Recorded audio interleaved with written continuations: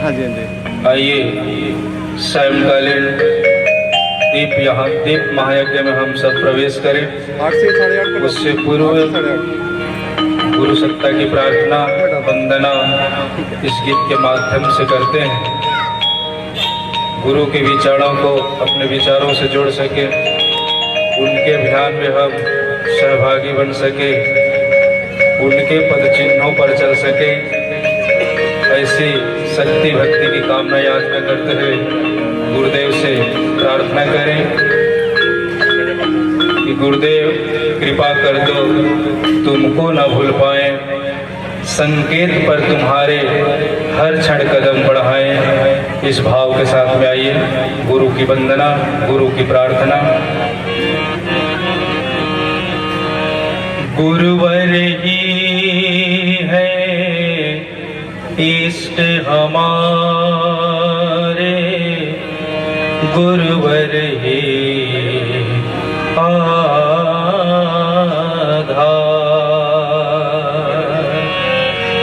श्वास श्वास में वही बसे हैं, बरसाते हैं प्यार, बरसाते हैं प्यार।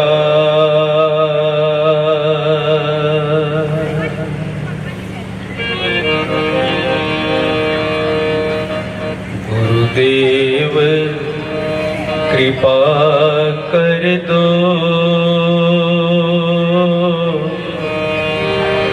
तुमको न भूल पाए।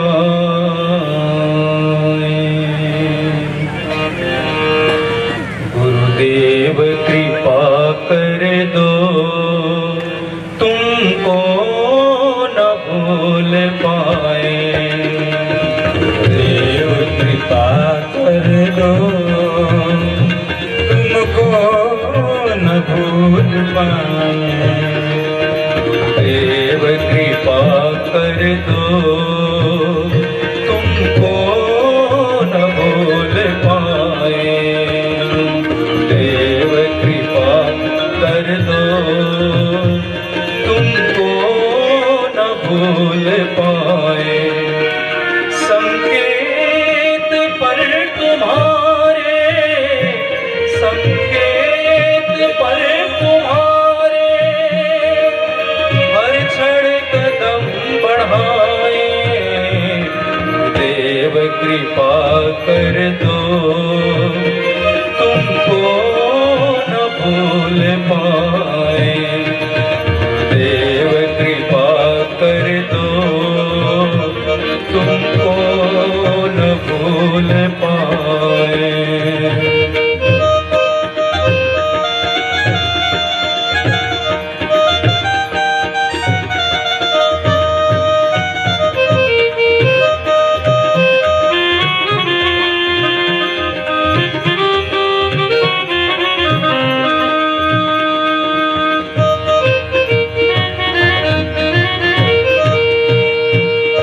हर आचरण में गुरुवर बस आपकी झलक हो। हर आचरण में गुरुवर बस आपकी झलक हो।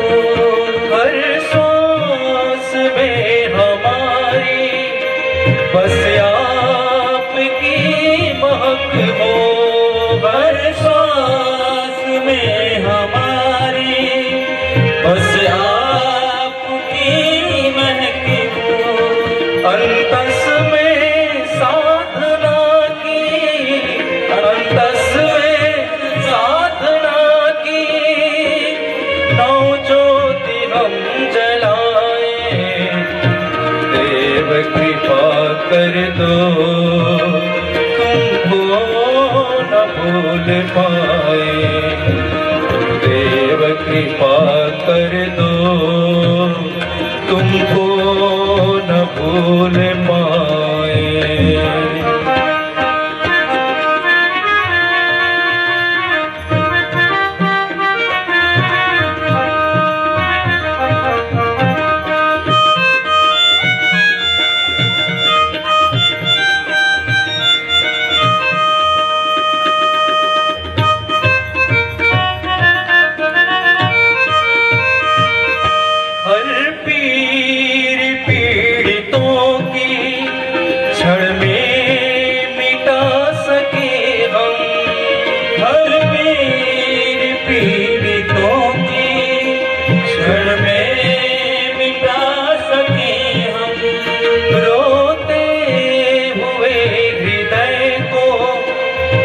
में हंसा सके हम, रोते हुए हृदय को क्षण में हंसा सके हम। होगा भविष्य उज्ज्वल, होगा भविष्य उज्ज्वल, विश्वास हम दिलाए। देव कृपा कर दो, तुमको न भूल पाए। देव कृपा कर दो, तुमको न भूल पाए।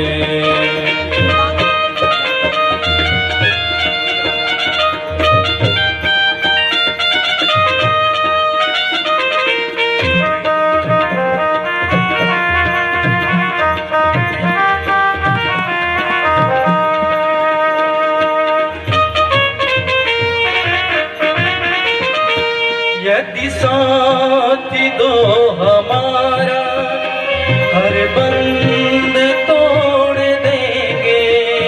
यदि साथ दो हमारा, हर बंद तोड़ देंगे।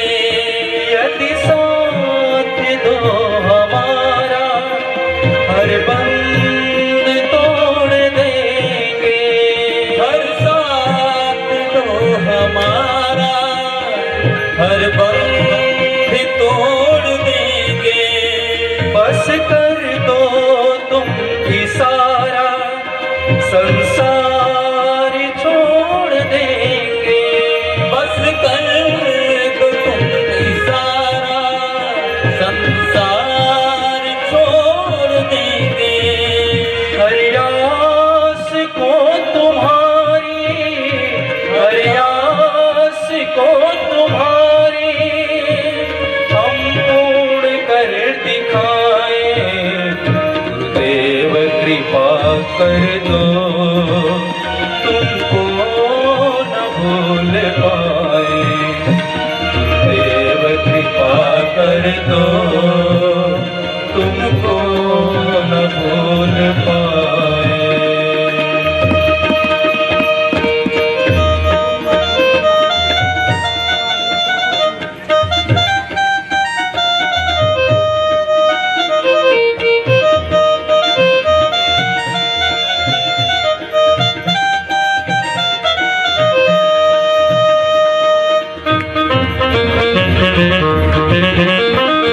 हर पीर पीड़ितों की क्षण में मिटा सके हम। हर पीड़ितों की क्षण में मिटा सके हम। रोते हुए हृदय को क्षण में हंसा सके हम। रोते हुए हृदय को क्षण में हंसा सके हम। होगा भविष्य उज्ज्वल, होगा भविष्य उज्ज्वल, विश्वास हम दिलाए। देव कृपा कर दो, तुमको न भूल पाए। गुरुदेव कृपा कर दो, तुमको न भूल पाए। संकेत पर तुम्हारे, संकेत पर तुम्हारे हर क्षण कदम बढ़ाए। सभी भाई बहन जरा दोनों हाथ चाहिए। कृपा कर दो, तुमको न भूल पाए। देव कृपा कर दो, तुमको न भूल पाए। गुरुदेव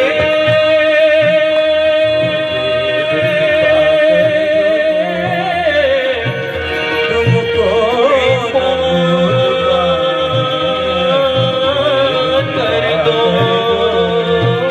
तुमको न भूल पाए।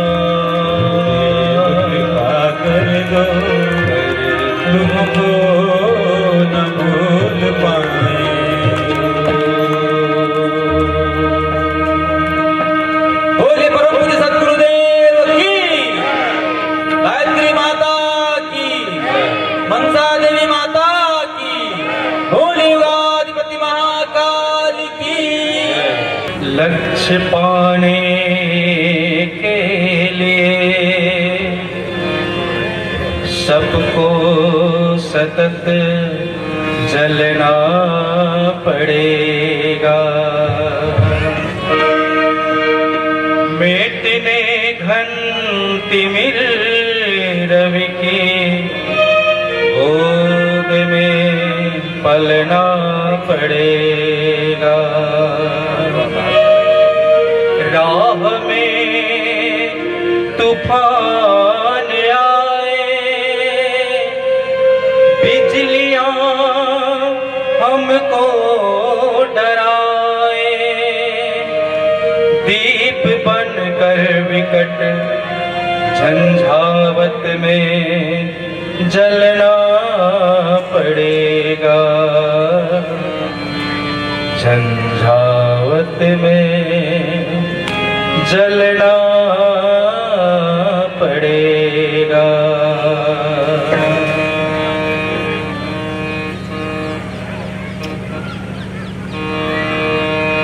धरा पर अंधेरा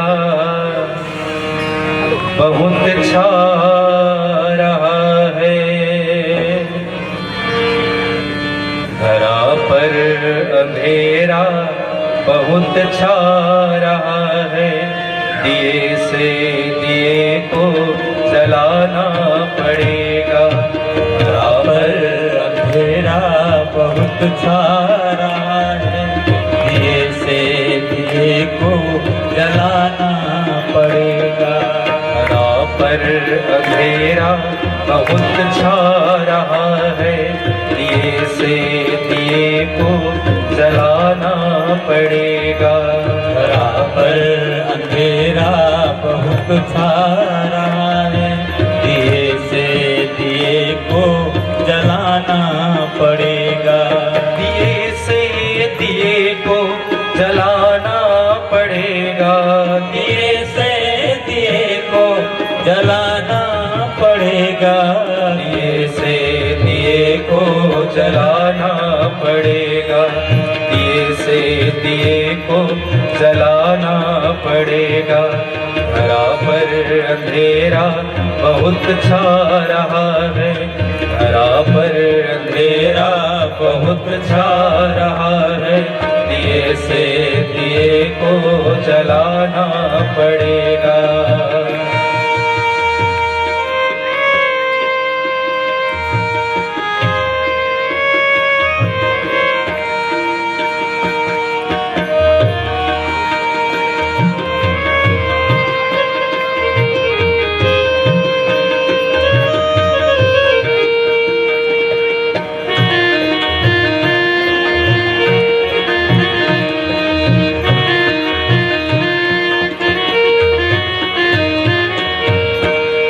घना हो गया अब घरों में अंधेरा।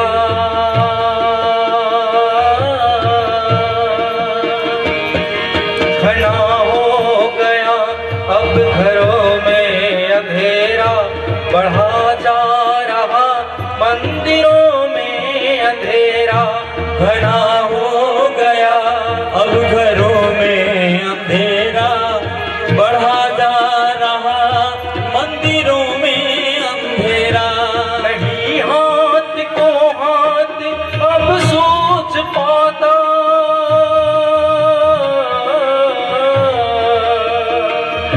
नहीं हाथ को हाथ अब सोच पाता।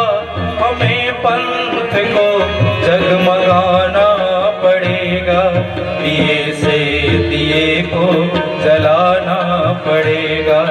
दिए से दिए को जलाना पड़ेगा। धरा पर अंधेरा बहुत छा रहा है। धरा पर अंधेरा बहुत छा रहा है। दिए से दिए को जलाना पड़ेगा।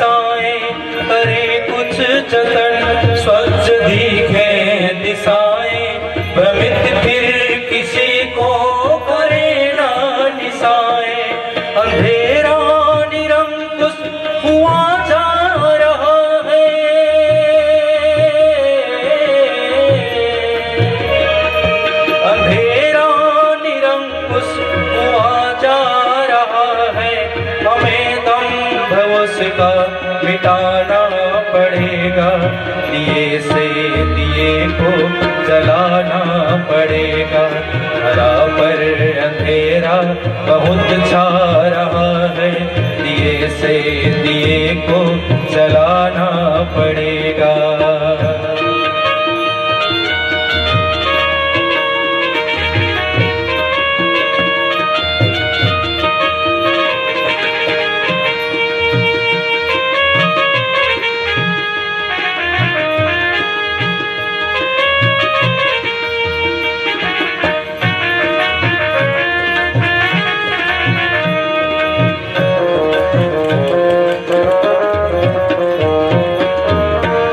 प्रगति रोकती खोखली मान्यताएं,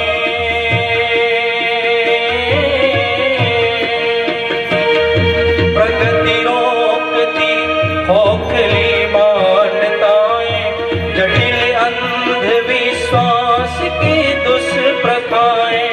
प्रगति रोकती खोखली मान्यताएं, जटिल अंधविश्वास प्रथाएं। यही विघ्न कांटे हमें छल चुके हैं,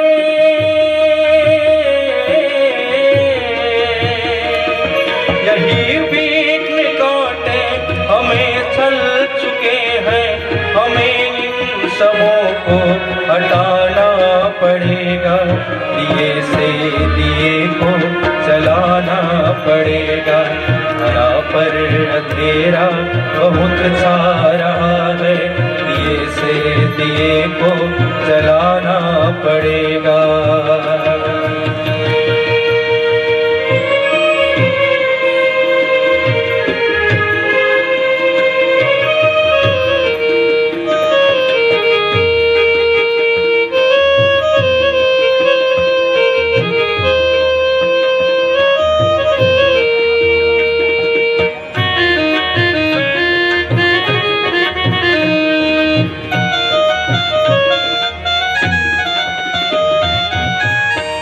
हमें लोभ है इस कदर आज घेरे,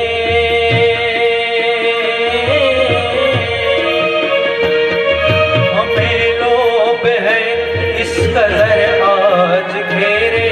विवाहों में हम बन गए हैं लुटेरे, हमें लोभ है इस कदर आज घेरे। विवाहों में हम बन गए लुटेरे, प्रलोभन यहाँ अब बहुत बढ़ गए हैं,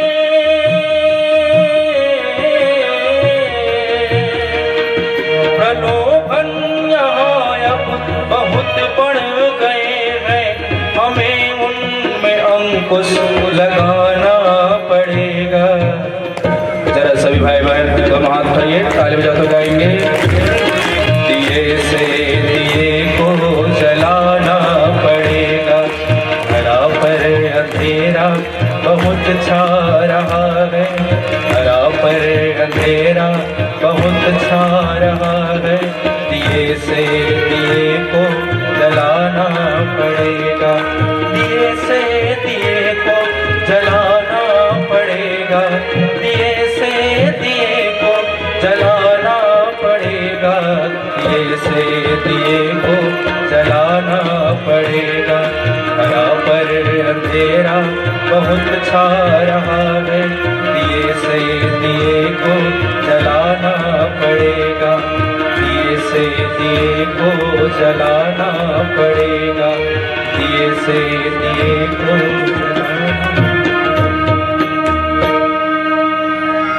बोली वेद माता गायत्री की जय, यज्ञ भगवान की जय, वेद भगवान की जय, सत्य सनातन धर्म की जय, भारतीय संस्कृति की जय, भारत माता की जय, गौ माता की जय, गंगा माता की जय, गीता माता की जय, एक पढ़ पड़ा, धरती माता की जय, दुर्गा माता की, लक्ष्मी माता की जय।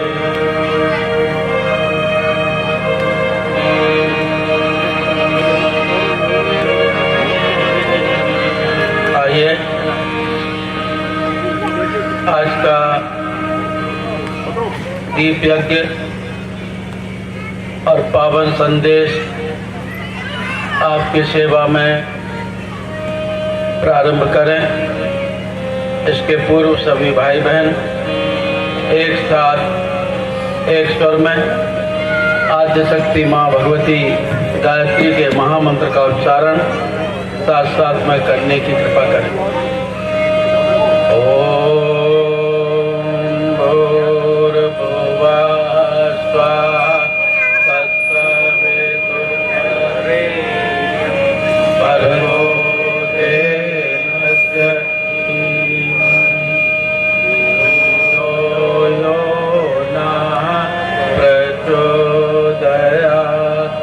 इसको ठीक करो, जो विशुद्ध दे रहा है उसको कम करो, इसको जरा ठीक।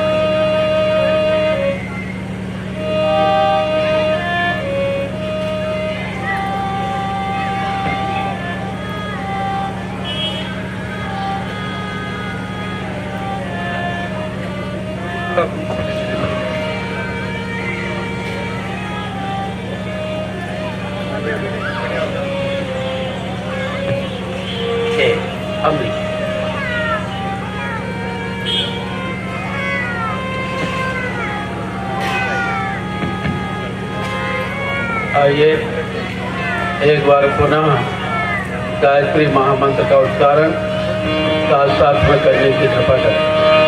ओम भूर्भुवः स्वः तत्सवितुर्वरेण्यं भर्गो देवस्य धीमहि धियो यो नः प्रचोदयात्।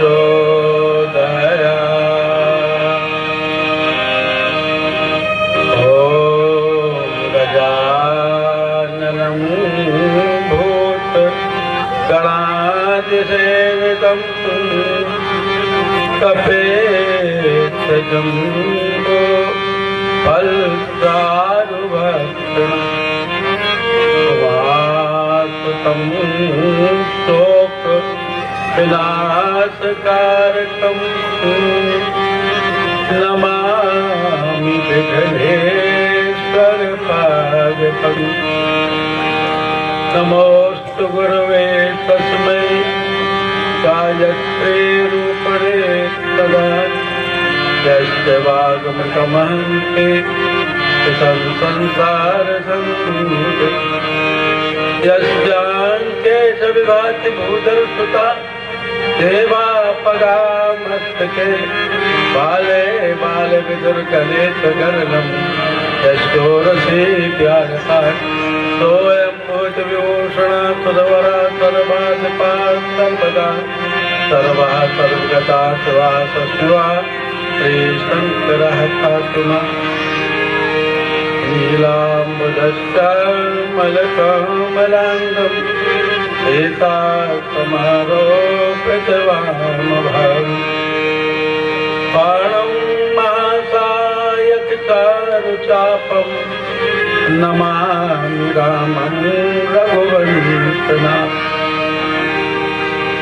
भजनं भावबीजानाम् अर्जनं सुखसम्पदाम् कर्णं यं दूतानां राम रामेति गर्जनं जनकसुता जगज्जननी जानकी अतिशय प्रिय करुणानिधानी। आके युग पद कमल मनावो जासु कृपा निर्मल मति पावम। पुलिवंदम शारद सुर सरिता युगल पुनीत मनोहर चरिता। बच्चन पान पाप हरे का कहत सुनत एक हरे अविवेका। वंदो गुरुपद पदम परागा तुलसी सुवास सरस अनुराग। सिया राम मैं सब जग जानी करऊं प्रणाम जोर जुग पानी। सादर देवहि नाई अब माथा वर्णों विशद राम गुण गाथा। माँ गायत्री दीजिए जय शाश्वत वरदान, तीर बने मम साधना सेवा कर्म कमान, कदा भवानी दाहिने सन्मुख रही गणेश, पांच देव रक्षा करे ब्रह्मा विष्णु महेश, आधार शक्ति नमः, जगत जननी नमः, सद्गुरुदेवाय नमो नमः।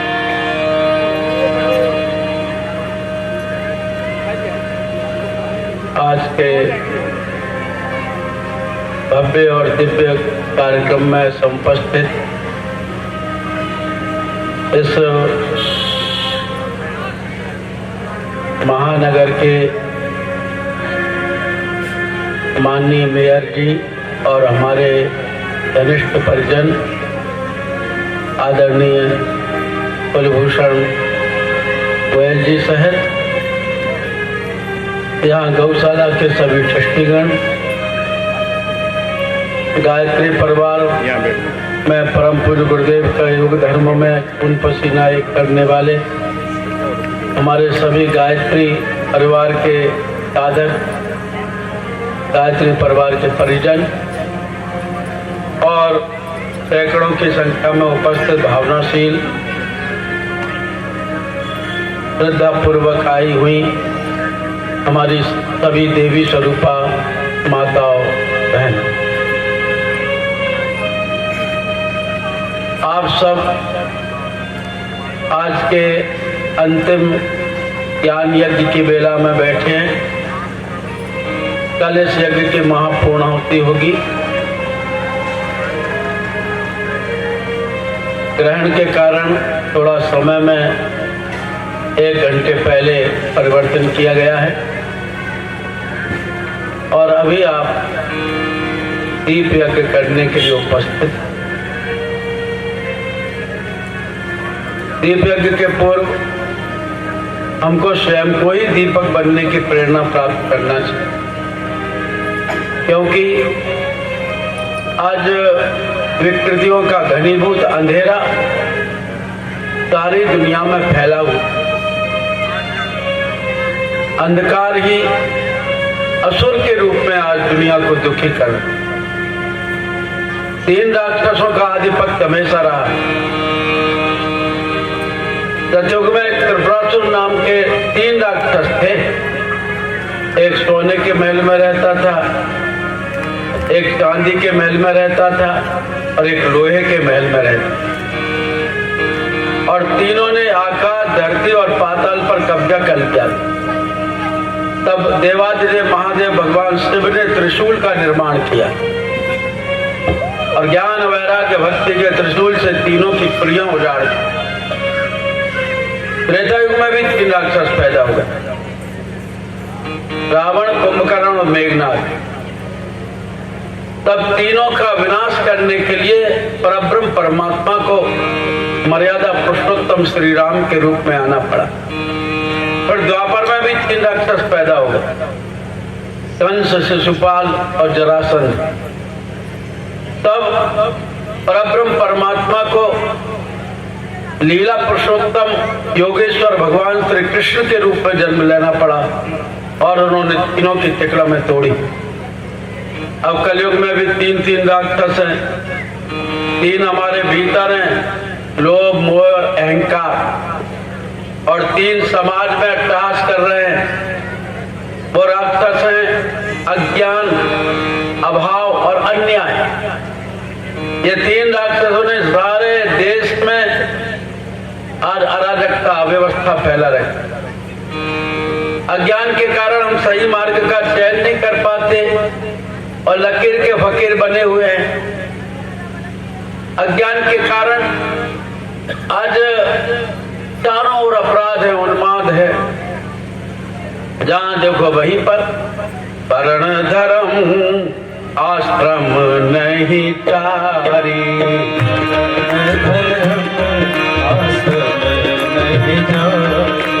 श्रुति विरोध रत सब नर नारी।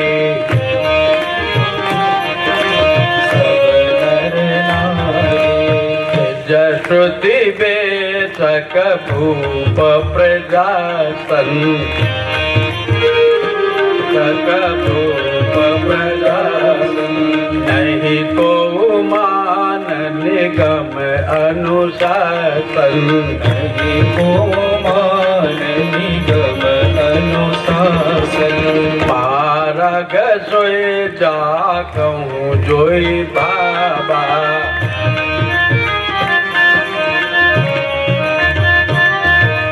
पंडित सोए जो गाल बजाब पंडित सोए दो गाल बजाता झूठ ही लेना झूठ ही देना झूठ ही लेना झूठ ही देना झूठ ही भोजन झूठ सवेना झूठ ही भोजन झूठ सबेना जाके नख अरु जटा विशाला नख अरु जटा विशाला सोई तापस प्रसिद्ध कलिकाला सोई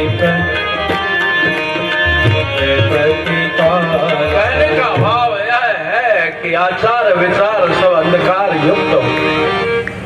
घर घर में अंधेरा है, इसे घर घर में दीपक जलाना पड़े। अभी आप दीप यज्ञ का गीत सुन रहे, केवल एक जगह दीपक, तुलसी पर दीपक रखने से कुछ नहीं होगा, केवल मंदिर में या पत्ती पर दीपक जलाने से कुछ नहीं होगा। घर घर में अंधकार है, इसे घर घर में आपको प्रकाश पैदा करना होगा। इसलिए गायत्री परिवार के द्वारा छोटे बड़े यज्ञों में, अश्वमेध यज्ञों में, 251 कुंडी यज्ञों में, 501 कुंडी यज्ञों में, 51 कुंडी यज्ञों में, 24 कुंडी यज्ञों में दीप यज्ञ जरूर हो। कार्यक्रम के समापन पर हम दीप यज्ञ अवश्य करें, जिससे कि अज्ञान रूपी असुर को मारा जाए। अज्ञान आज बहुत तेजी के साथ में फैला हुआ। अगर मैं अज्ञान, अन्याय और अभाव पर प्रवर्तन करना कर दूंगा तो दीप यज्ञ धरा रह जाएगा। इसे केवल मैंने आपको संकेत दिया कि अज्ञान के कारण अभाव है और अभाव के कारण अन्याय है। न्यायालयों में वकील लोग जानते हैं कि हजारों मुकदमे फाइलों में दबे रहते हैं। आदमी दुनिया ही छोड़ करके चला जाता है, लेकिन उसका निर्णय नहीं आ पाता। अन्याय भयंकर है, अभाव भयंकर है। कितने प्रतिशत लोग हैं कार कोठी बंगले वाले, बकाया तो खर्चे इतने अधिक हैं कि आदमी जी तोड़ मेहनत करने के बाद भी बच्चों को अच्छे स्कूल में नहीं पढ़ा पाते, अच्छे मकान में नहीं रह पाते। जगह जगह संस्थाएं भोजन बांट रही हैं। मैंने सुना यहाँ पंचकुला में तो गाड़ियां लगती हैं भोजन बांटने की, और कम से कम 30% लोग हमारे देश में ऐसे हैं जिन्होंने कभी थाली में भोजन नहीं किया। कटोरी क्या होती है, थाली क्या होती है, प्लेट में कहीं ले लेते हैं खाना या हाथों में ले लेते और खा ले, कागज की प्लेटों पर भोजन कर ले। अभाव है। क्यों? अज्ञान के कारण आदमी शराब पी सकता है, दूध नहीं पी सकता। आदमी घर में खाली हाथ बैठा रह सकता है, लेकिन काम करने के लिए नहीं जा सकता। इन सारे अज्ञान के अंधकारों को दूर करने के लिए दीप यज्ञ है, और समय समय पर हमारे यहाँ यज्ञ होते। आप जानते हैं कि अश्वमेध यज्ञ कब होता है? अश्व कहते हैं राष्ट्र को, मेध कहते हैं उत्थान। राष्ट्र के उत्थान के लिए जो आध्यात्मिक प्रयोग किया जाता है वह अश्वमेध यज्ञ। राजसूय यज्ञ कब होता है? राज्य में सुख शांति के लिए राजसूय यज्ञ किया जाता है। नरमेध कब होता है? प्रत्येक प्राणी के उत्थान के लिए नरमेध किया जाता है। और बंधुओं, विष्णु यज्ञ कब किया जाता है? जब देश में अकाल पड़ता है तो विष्णु यज्ञ किया जाता है। रुद्र यज्ञ कब होता है? जब देश में महामारी फैलती तो रुद्र यज्ञ किया जाता है। और चंडी यज्ञ कब किया जाता है? जब देश में बाहर के शत्रुओं से खतरा उत्पन्न हो तो चंडी यज्ञ किया जाता है। लेकिन आज तो हमको आपको आवश्यक है दीप यज्ञ करना, क्योंकि घर घर में अज्ञान अंधकार फैला हुआ है। आइए हम दीप यज्ञ की ओर बढ़ते हैं और सभी के जीवन की मंगल कामना करते हैं। सभी हाथ जोड़ें। ओम मंत्रार्था सफला संतु पूर्णा संतु मनोरथा शत्रुभ्यो भयनाशोस्तु मित्राणामुदयस्तव ब्रह्मा विष्णु रुद्रश्च सूर्यादि सकलाग्रह सौभाग्यम च प्रयच्छन्तु वेद मंत्राश्च कल्पका। ओम त्र्यंबकं यजामहे सुगंधिं पुष्टिवर्धनम् उर्वारुकमेव बन्धनान् मृत्योर्मुक्तिरमृता। सर्वमंगल मांगल्ये शिवे सर्वार्थ साधिके शरण्ये त्र्यंबके गौरी नारायणी नमोस्तुते। भावना के साथ आप लोगों ने मंगलाचरण के द्वारा सभी सूर्यादि ग्रहों ब्रह्मा विष्णु महेश सहित त्रिविध देवताओं का स्मरण किया। अब दीप यज्ञ के पूर्व थोड़ा सा कर्मकांड होता है। आप सभी भाई बहन के ऊपर हमारे उपाचार्य कार्यकर्ता भाई बहन जल छिड़केंगे। वहीं के वहीं पर आप जल का पान लेकर और 2, 3, 4 कुंडों पर एक एक स्वयं सेवक जल छिड़के। भावना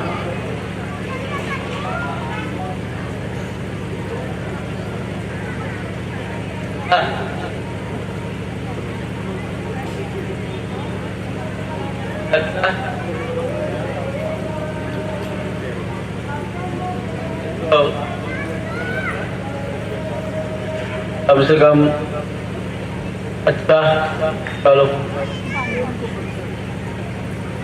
मंगलाचरण हुआ। अभी जल रख दीजिए। मियाँ साहब का कहना है कि थोड़ा कुछ प्रवचन भी होना चाहिए, तो प्रवचन वैसे मैं यज्ञ में भी आपको कुछ ना कुछ बता ही रहा हूँ।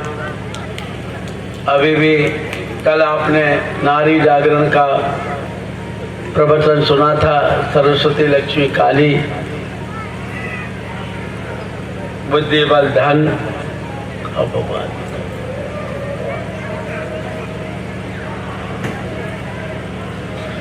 तो बंधुओं, मैं आपसे निवेदन कर रहा था, अज्ञान, अभाव और अन्याय, इनको मिटाने के लिए परमपिता परमात्मा इस धरती पर जन्म लेते हैं। जब जब तब तब तब तब सब सब, जब जब तब तब तब तब कब कब कब कब सब सब, अर्थात जब जब इस धरती पर अज्ञान का अंधकार फैला तब तब भगवान इस धरती पर जन्म लेते हैं। यदा यदा हि धर्मस्य ग्लानिर्भवति भारत अभ्युत्थान धर्मस्य तदात्मानं सृजाम्यहम् परित्राणाय साधूनां विनाशाय च दुष्कृतां धर्म संस्थापनार्थाय संभवामि युगे युगे। प्रत्येक युग में परमपिता परमात्मा इस धरती पर आते हैं और अपनी अवतारी चेतना के द्वारा क्या करते हैं? व्यक्ति को अपने जीवन का बोध कराते हैं। आज हम जीवन को नहीं पहचान पाए, जीवन को नहीं जान पाए। जीवन क्या है? किसे कहते हैं जीवन? जन्म से मृत्यु के बीच के समय का नाम जीवन है। और जीवन भगवान ने हमको जीने के लिए दिया है, काटने के लिए नहीं। आज का आदमी जिंदगी जी नहीं रहा है, बल्कि जिंदगी को काट रहा है, जैसे तैसे गुजर बसर कर रहा है।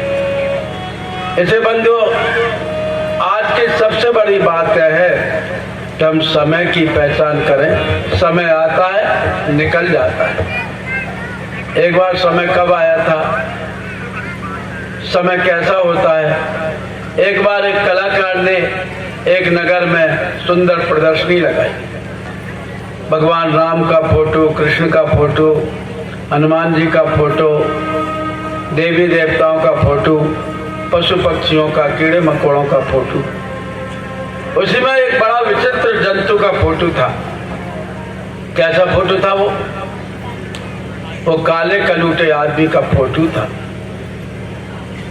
उसका चेहरा बालों से ढका हुआ था, पीछे से वो गंजा था, उसके पैरों में पंख लगे थे और ऐसा लग रहा था मानो ये जंतु जैसे भागता हुआ चला जा रहा। तो लोगों ने पूछा, कलाकार, आर्टिस्ट, ये किसका फोटो है, कहाँ? अरे ये, कलाकार ने कहा, ये समय है, चांस है, अवसर है। क्या मतलब? समय आता है, उसका चेहरा बालों से ढका रहता है, कोई उसको पहचान नहीं पाता। समय आता है, काला कलूटा होता है, कोई उसको देख नहीं पाता। समय आता है, उसके पैरों में पंख लगे रहते हैं, आता है और निकल जाता है। पीछे से कोई उसको पकड़ना चाहे तो वो गंजा होता है, कोई उसको पकड़ नहीं पाता और समय हमारे हाथ से निकल जाता है। आज कितनी तारीख है? आज 7/11/22 है। तो कल 7/11/22 नहीं आने वाली, कल 8/11/22 आएगी। परसों आएगी तो 9/11/22 आएगी। अगले महीने आएगी तो 7/12/22 आएगी और अगले साल आएगी तो 7/11/23 आएगी। अब यह तारीख हमारे जीवन में से निकल गई, ये दोबारा नहीं आती। समय आता है, निकल जाता है। समय मीन्स टाइम, समय मीन्स गॉड, समय मीन्स गोल्ड, समय मीन्स सिल्वर, समय मीन्स डायमंड, समय मीन्स लाइफ। और एक बार समय निकल जाए तो फिर वह हमारे हाथ में आता नहीं। इसलिए समय को पहचाने। कोई बूढ़ा आदमी ये कहे कि 50 साल पहले जिस दुल्हन के साथ में मेरा विवाह हुआ था, अब दोबारा उसी दुल्हन के साथ में विवाह हो जाए, तो आप भी बूढ़े हो गए, वो भी बुढ़िया हो गई, दोनों दूल्हा दुल्हन बनेंगे तो पंचकुला के लोग देख करके हंसेंगे, क्योंकि समय आया और निकल गया। कोई जवान आदमी सोचे कि मेरा बचपन दोबारा से वापस आ जाए, तो दोबारा से वापस नहीं आ सकता। क्यों? क्योंकि बंधुओं, उस जवान आदमी को गोद में लिए कौन फिरेगा? उसकी मूछें कहाँ जाएंगी? अब समय निकल गया। समय आता है, निकल जाता है, और समय को जो पहचान लेता है, जो परमपिता परमात्मा के योग धर्म से जुड़ जाता है, वो कितना महान हो जाता है। समय को किसने पहचाना था? समय को एक बानर ने पहचाना था। वो कैसा था? वो सुग्रीव जी के साथ में पंपापुर में रहता था, और जब पहाड़ पर से सुग्रीव जी ने देखा कि दो बलशाली आदमी इधर को आ रहे हैं, तो उसने, सुग्रीव ने हनुमान जी से कहा था, आगे चले बहुरी रघुराई, आगे चले बहुरी रघुराई, रेशमुख पर्वत नियराई, मुख पर्वत नियराई, कहाँ रह सचिव सहित सुग्रीवा, जीते सुग्रीवा, आवत देखिया तुल बल सीवा, आवत देखिया तुल बल सीवा, अति सभीत कहे सुने हनुमान, अति सभीत कहे सुने हनुमान, पुरुष जुगल बल रूप निधान, बल रूप निधान, पठवा बाली होई मन में ला, बाली होए मन मैला तुरत तजो यह सैला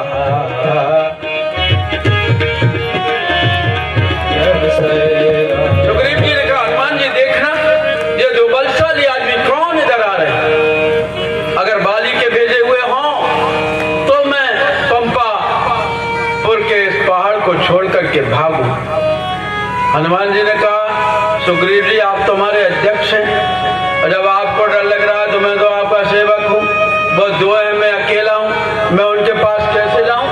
अर्थात अगर व्यवहारिक बुद्धि से देखा जाए तो हनुमान जी बलशाली नहीं थे और बुद्धिमान भी नहीं थे। कैसे? जब सुग्रीव ने कहा कि तुम ब्राह्मण का रूप रख करके जाओ तो उस जमाने में ब्राह्मण को ज्ञान का प्रतीक माना जाता था और ज्ञान के कारण ब्राह्मण इतना ज्येष्ठ और श्रेष्ठ होता था कि कोई उसका वध नहीं करता था, कोई उसका अपमान नहीं करता था और वो किसी के आगे सिर नहीं झुकाता था। हनुमान जी ब्राह्मण का रूप रख करके गए। आजकल के ब्राह्मणों की तो बात मैं नहीं करता, लेकिन उस समय का ब्राह्मण इतना ज्येष्ठ श्रेष्ठ होता था। जब मैं कलकत्ता जा रहा था तो सेकंड एसी में मैं बैठा और बगल में एक पंडित जी बैठे थे, चमकीला कुर्ता पहने। तो मैंने उनको प्रणाम किया, प्रणाम पंडित जी। तो उन्होंने कहा जय श्री कृष्ण। तो मैंने कहा आप कौन है? कहा हम वैष्णव ब्राह्मण हैं। तुम भी पीले पीले दिख रहे हो, तुम कौन हो? मैंने कहा हम तो विश्व ब्राह्मण हैं। कहा विश्व ब्राह्मण? हाँ, सारी दुनिया में गुरुदेव के चेतना के विस्तार के लिए, धर्म के प्रचार के लिए, गौ गंगा गीता गायत्री और सर्व धर्मों के सम्मेलन के लिए हम सारे विश्व में जाते हैं, इसलिए विश्व ब्राह्मण। इतने में उन्होंने तंबाकू की डिबिया निकाली स्टील की और उन्होंने चूना मिला करके ऐसा घिसा और ऐसे हाथ मारा तो मेरी आंखों में डस्ट भर गई। मैंने कहा पंडित जी आप नशा पत्ता तो कुछ नहीं करते होंगे? कहा हाँ, कभी कभी हम रम और बियर ले लेते हैं, लेकिन उसमें भी तुलसी का पत्ता डाल करके पीते हैं उसको भी। कहने का मतलब यह है कि आज हम जिस देश में, धर्मों में, संस्कृति में रह रहे हैं उसके आचार विचार व्यवहार को हम पूरी तरह से भूल चुके हैं। लेकिन ब्राह्मणों का यह धर्म था कि ब्राह्मण हर व्यक्ति को जागरूक करता था। और ये कैसे ब्राह्मण? ये पंडित जी विप्र रूप धरि कपिता गयऊ और माथ नाई पूछत अस भयऊ ओ तुम श्यामल गौर शरीरा क्षत्रिय रूप रघुबन वीरा कठिन भूमि कोमल पद गामी कवन हेतु बिचरहु बन स्वामी। ऐसे ऐसे पटी बातें की। हनुमान जी बलशाली भी नहीं थे, बुद्धिमान भी नहीं थे, लेकिन जब उन्होंने समय को पहचाना, भगवान को पहचाना, धर्म को पहचाना, लक्ष्य को पहचाना, जीवन को पहचाना, सांस को पहचाना, अपनी लाइफ को पहचाना और भगवान के प्रति जब समर्पित हो गए कि प्रभु पहचान परहु कहि चरना सो सुख उमा जाई नहीं बरना। वही हनुमान जी क्या से क्या हो गए? वही हनुमान जी अतुलित बल धामम स्वर्ण शैलावदेयम दंडवन कृशानम ज्ञानी नामाग्रगण्यम सकल गुण निधानम बानराणाम धीशम रघुपति प्रिय भक्तम बात जातम नमामि। हनुमान जी अतुलित बल धामम हो गए, ज्ञानी नामाग्रगण्यम हो गए, बिना राज्याभिषेक के ही बानराणाम धीशम हो गए। इसके पीछे रहस्य क्या था? क्योंकि वो रघुपति के प्रिय भक्त हो गए। बंधु उन्होंने युग धर्म को पहचान लिया, समय को पहचान लिया। हमारा समय तो ऐसे ही निकलता चला जाता है। जब मैं पढ़े लिखे आदमी से पूछता हूँ कि तुमने अपनी जिंदगी में क्या किया, तो पढ़ा लिखा आदमी सिर पकड़ करके कहता है क्या पता साहब कब मेरा जन्म हुआ, कब मैं रोने उआ करके रोने लगा, कब मैं किलकारियां भरने लगा, कब मैं मम्मी का दूध पीने लगा, कब दूध की बोतल से दूध पीने लगा, कब मैं करवट बदलना सीख गया, कब मैं झूले में झूलने लगा, कब मैं उंगली पकड़ करके चलना सीख गया, कब मैं बोलना सीख गया, कब मैं स्कूल जाने लगा, कब मैं कॉलेज जाने लगा, कब मेरी नौकरी लग गई, कब मेरा विवाह हो गया, कब मेरे बच्चे हो गए, कब मेरे बच्चों के बच्चे हो गए, कब मेरा रिटायरमेंट हो गया, कब मैं बूढ़ा हो गया, कब मैं बीमार हो गया और जाने कब मेरा टिकट कट गया। वो बता नहीं पाता है कि कैसे हमने अपनी जिंदगी को खो दिया। जब मैं पढ़े लिखे आदमी से पूछता हूँ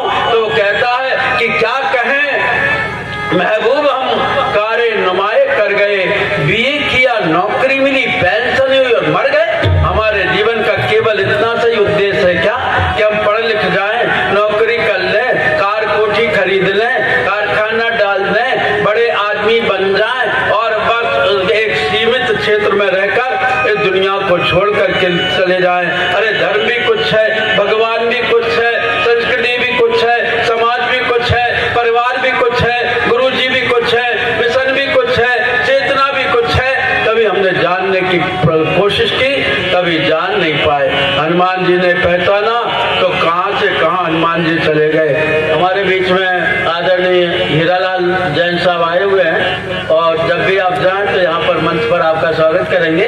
आपकी दवाइयों की फैक्ट्री है और आप कई स्थानक चलाते हैं, करनाल से लेकर के, अम्बाला से लेकर के और चंडीगढ़ तक। और हमारे एक नजदीकी महाराज हैं, उनके परिचित हैं, तो मैं आपको प्रणाम करता हूं कि आप आकर के बैठे और जब आप जाने लगे तो मुझे संकेत कर देंगे, आपको यहाँ से गायत्री मंत्र का उत्तरी दिया जाएगा।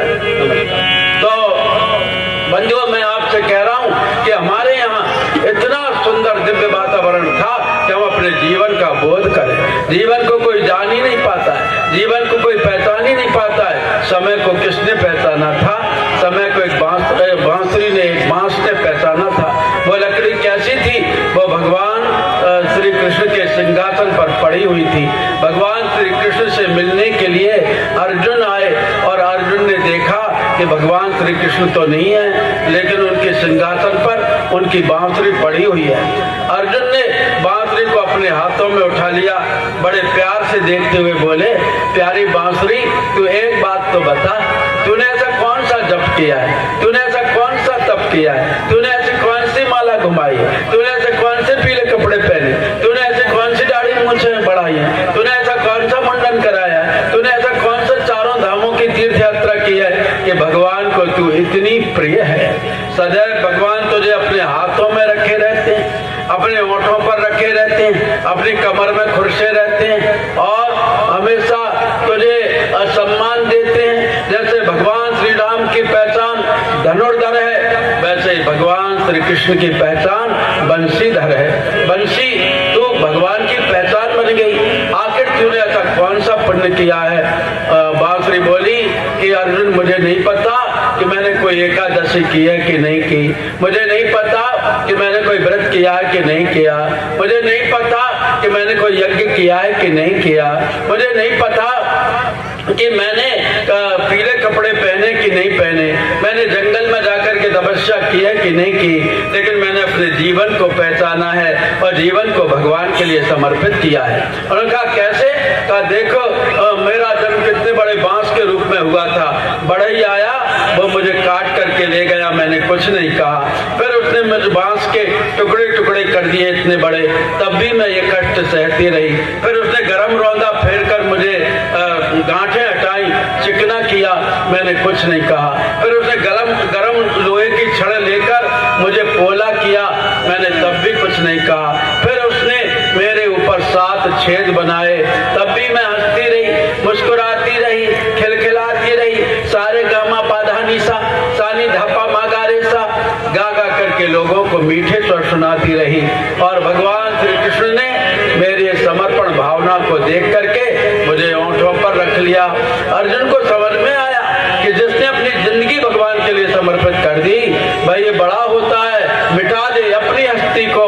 अगर तू मर्तबा चाहे कि दाना खाक में मिलकर गुले गुलजार होता है। जैसे धर्म के लिए, भगवान के लिए, राष्ट्र के लिए, समाज के लिए अपने जीवन को बांसुरी बना दिया, कसाय कलमशों से मुक्त कर दिया, वह भगवान को कितनी प्रिय हो जाती है।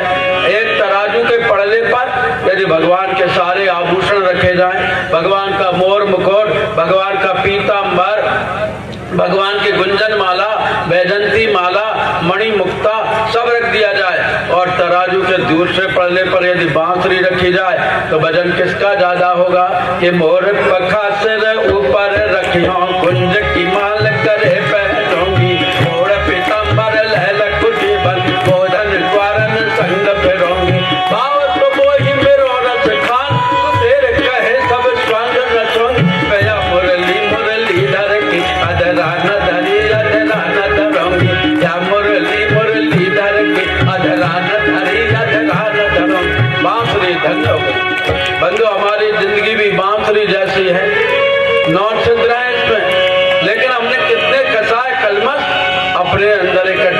लिए समय को पहचान ही नहीं पाया, कुसंस्कारों को धोने के लिए कभी शुभ कर्म किए ही नहीं। हमने कितनी योनियों में से होकर के आए बताइए, कहां से कहां तक आकर 4 लाख 84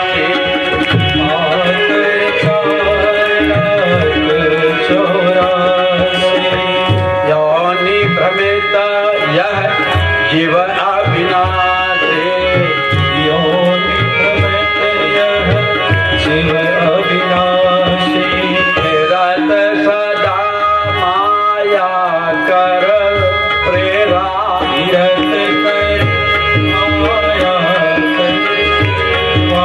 कर काल करम स्वभाव गुण हेरा, करम स्वभाव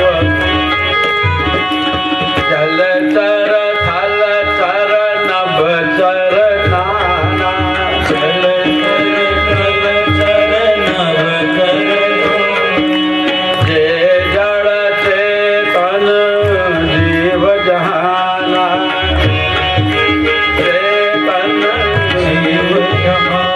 आकर 4 लाख 84, आकर मतलब वर्ग, सेक्शन। 4 वर्गों में प्राणी दुनिया में रहते हैं। कौन कौन से वर्ग हैं? पिंडज, अंडज, स्वेदज, उद्भिद।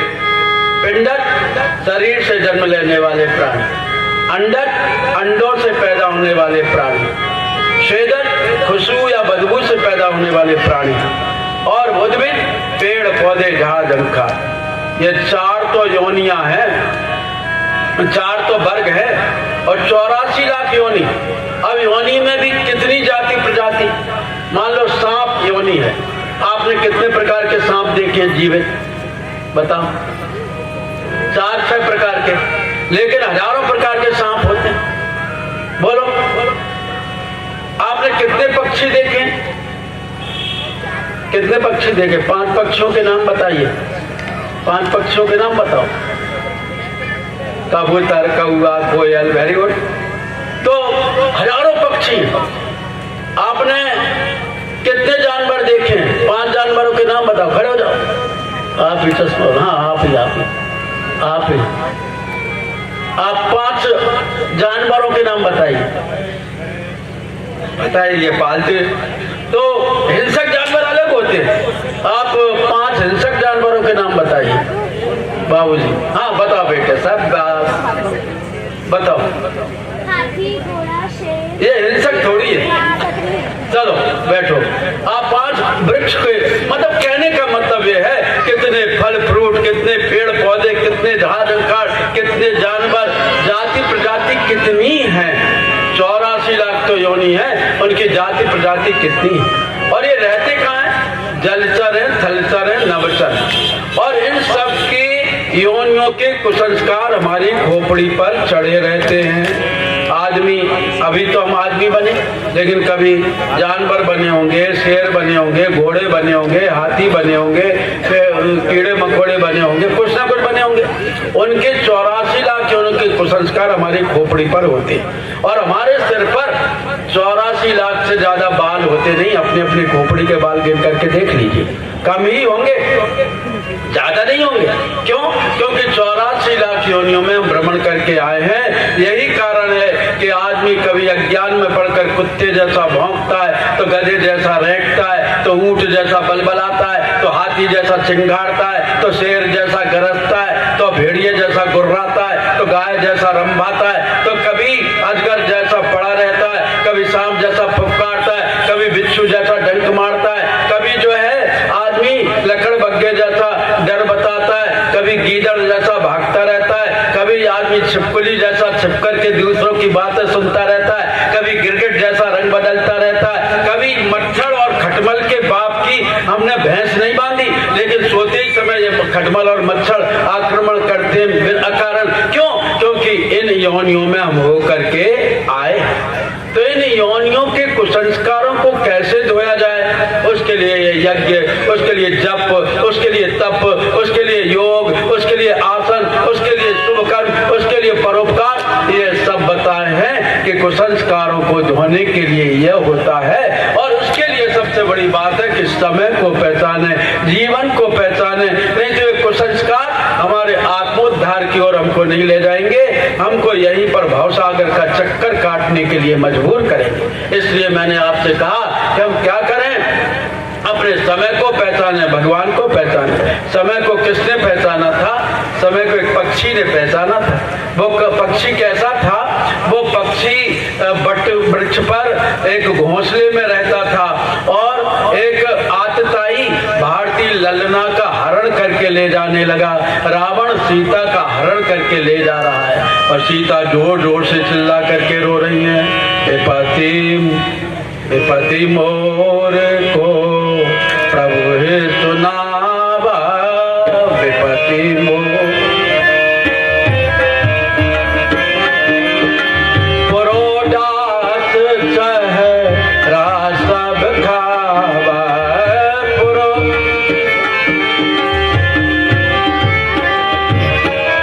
हा जगदेव एक रघुराया,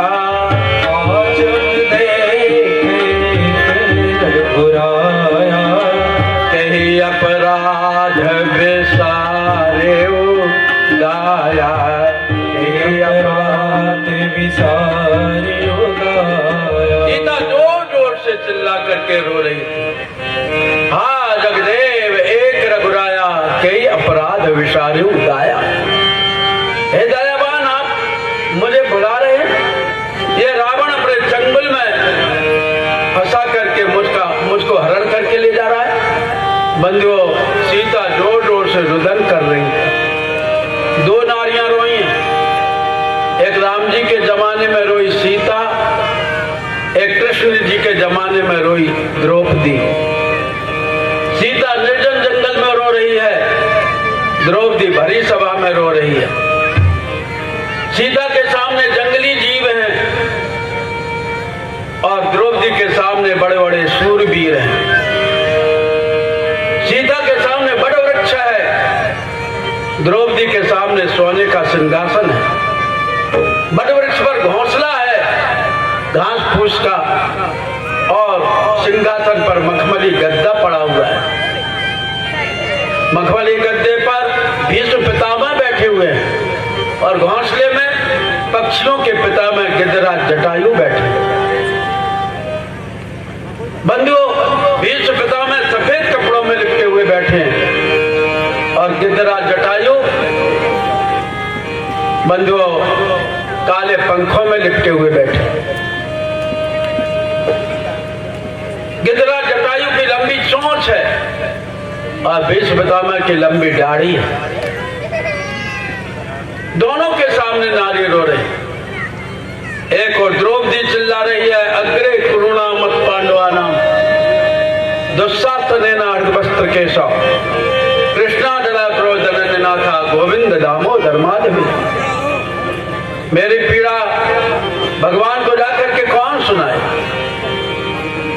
जोर जोर से रो रही थी द्रौपदी और इधर सीता जोर जोर से रो रही थी, हा जगदेव एक रघुराया, जगदेव एक रघुराया, कई अपराध विसार उदाया, कई अपराध विसार उदाया।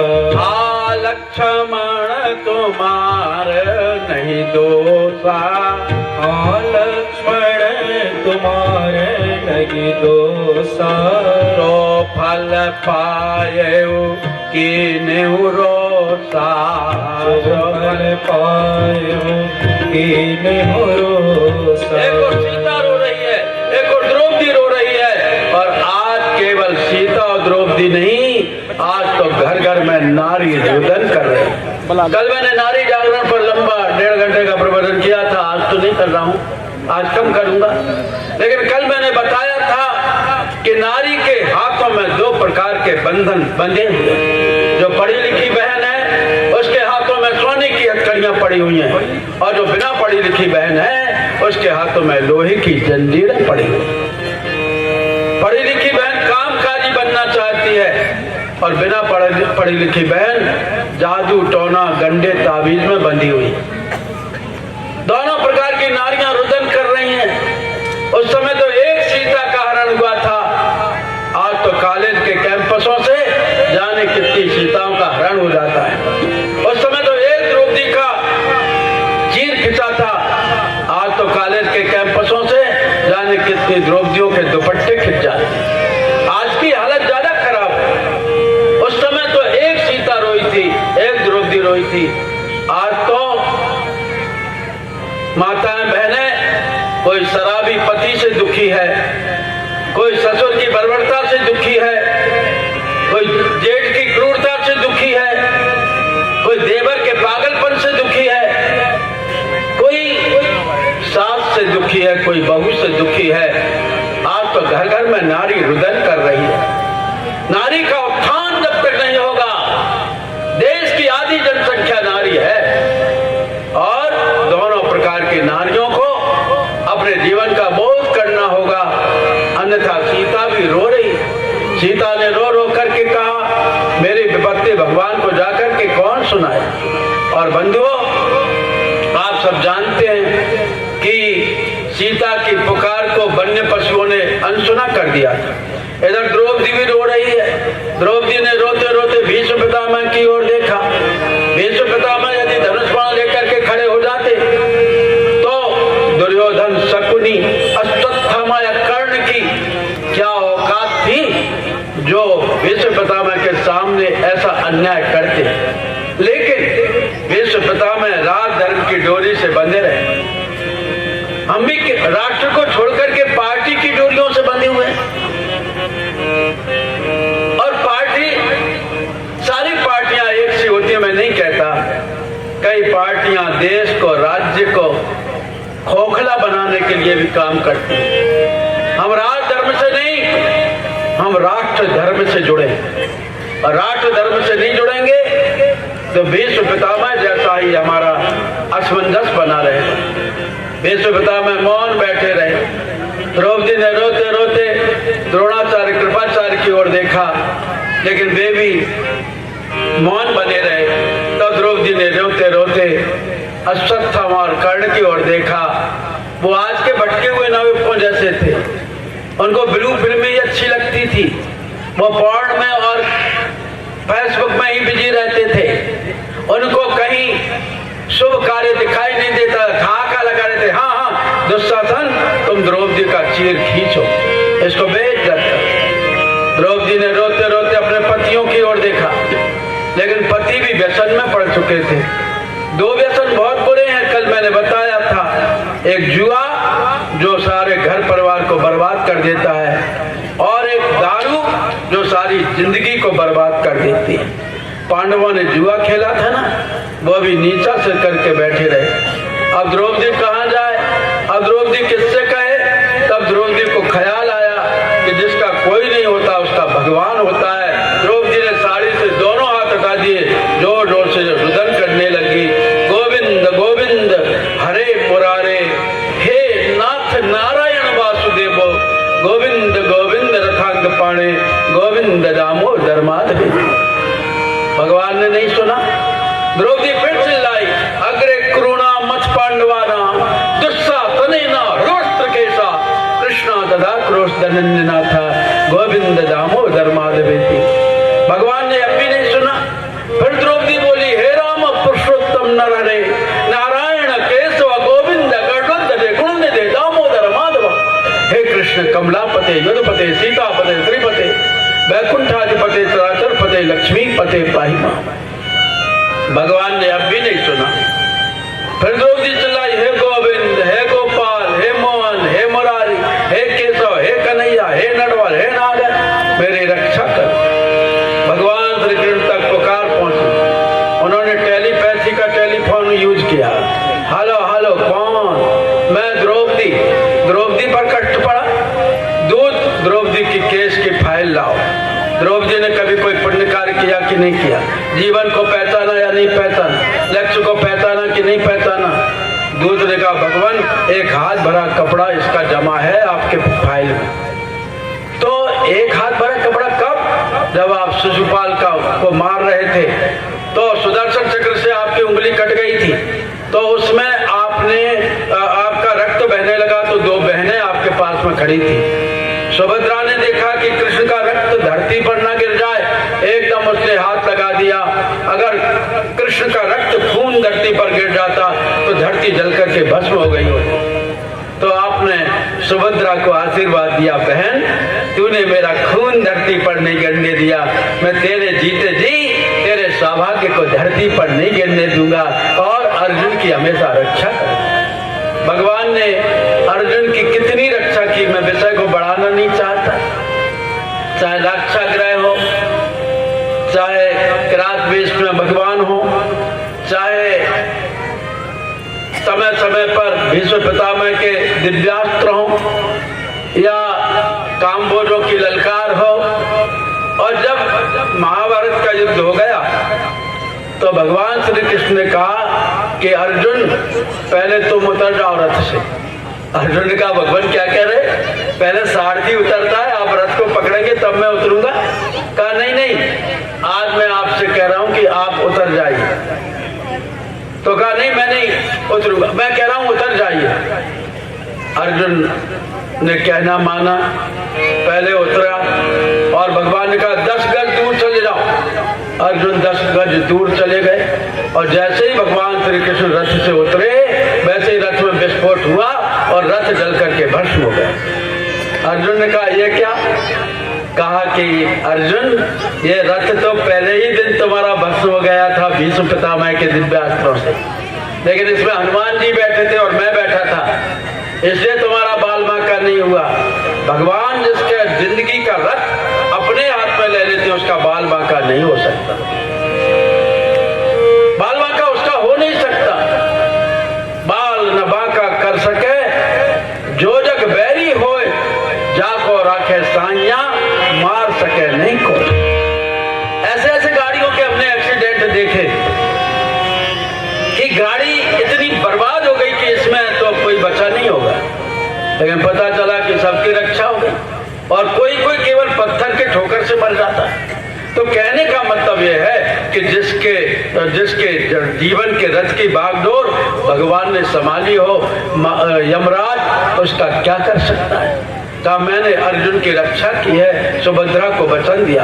और दूसरी बहन ने आओ देखा न था अपनी कीमती साड़ी फाड़ी और गीली मिट्टी की पट्टी भगवान श्री कृष्ण की उंगली में बांधी। वो कपड़ा का इसकी ब्याज राशि जोड़ो कितनी हुई, सरकार तो 9.25 वर्ष में दुगना करती है, या क्या कंपनियों का क्या हिसाब किताब पता नहीं, कोई 7 साल में कोई 9 साल में दुगना करती है। लेकिन भगवान के बैंक का कितना हुआ, एक हाथ भरा कपड़ा कितना हुआ, इतना हुआ इतना हुआ इतना हुआ कि दुशासन के भुजा थकित भय बसन रूप वह श्याम। दुशासन में 10,000 हाथियों का बल था, वो मुंह से फंसूकर छोड़ करके बेहोश होकर के साड़ियों के ढेर पर गिर पड़ा। लोगों ने देखा क्या ये क्या हो रहा है, ये एक से एक बढ़िया साड़ी, ये हरियाणा हैंडलूम की साड़ी, ये पंजाबी चुनरी, ये राजस्थानी चुनरी, ये चंदेरी की साड़ी, ये संबलपुरी साड़ी, ये सिल्कन की साड़ी, ये पूनम की साड़ी, ये माधुरी की साड़ी, ये सूरतिया साड़ी, ये बम्बैया साड़ी, ये बनारसी साड़ी, ये संबलपुरी साड़ी, साड़ी पर साड़ी। लोगों ने देखा साड़ी बीच नारी है कि नारी की ही साड़ी है, ये मैंने जान पड़े नारी है कि साड़ी है, साड़ी है कि नारी है, नारी है कि साड़ी। क्या हुआ था, द्रौपदी ने भगवान को पहचाना था, धर्म को पहचाना था, समय को पहचाना। परिणाम द्रौपदी की रक्षा हुई। बंधु एक और द्रौपदी रोई, दूसरी ओर सीता रोई, और सीता जोर जोर से रो करके कह रही थी कि विपत्ति मोर को प्रभु ही सुनावा, विपत्ति मोर को प्रभु ही सुनावा, रोडास है रासा बखावा।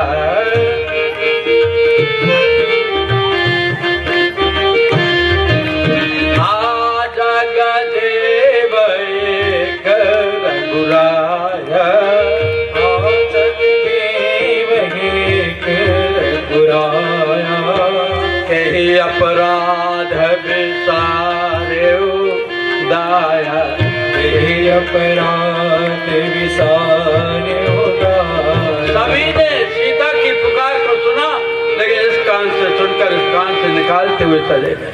आज हमें भी युग की पुकार को अनसुनी कर रहे हैं, और आगे आने वाला समय यदि हमने श्रेष्ठ को नहीं चुना, सत्य का वर्ण नहीं किया, यदि राष्ट्र धर्म का निर्वाह नहीं किया, तो आगे आने वाला भविष्य और समय बड़ा खतरनाक होगा। देश खोखला हो जाएगा, देश गर्त में चला जाएगा। इसे वर्ण करने में कभी कोई भूल न कर दें, चुनने में कभी कोई भूल न कर दें, और बंधुओं राष्ट्र का वर्ण करें। सबने सुनी पुकार, लेकिन सब अनसुनी कर गए।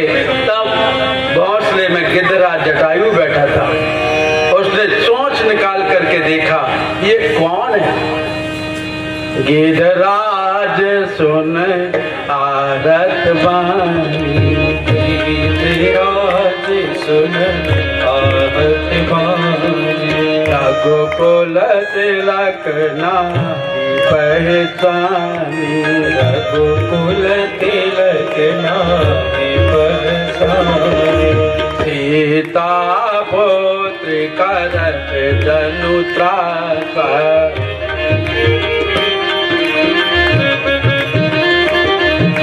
करयाहु जातु धान करना सा, करयाहु जातु करना। रे रे दोष ठाड़ी किन होई, रे दुष्ट ठाड़ी किन होई, निर्भय चलति जानत नहीं मोही,